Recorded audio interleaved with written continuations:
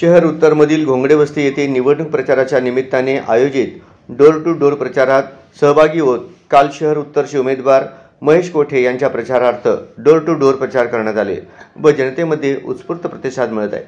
प्रचारास पद्मशाली युवक संघटनेचे प्रेसिडेंट नागेश बोंबड्याल, सचिव विजय नीली, नरेश पुठ्ठा, महेश मिठा, मोहन बंडा, श्रीकांत मडूर, श्रीनिवास पेंटा परिवर्तन घडवून शहर उत्तराचा विकास साधण्यासाठी माझ्या अनुक्रमांक 1 समोरील तुतारी वाजवणारा माणूस या चिन्हासमोरील बटन दाबून प्रचंड मताने विजय करा असं आवाहन केलं। निवडणूक प्रचाराच्या निमित्ताने आल्यानंतर लोकांकडून ज्या आपुलकीने, ज्या प्रेमाने स्वागत होते त्याचे वर्णन शब्दात करणे अशक्य आहे असे ते म्हणाले।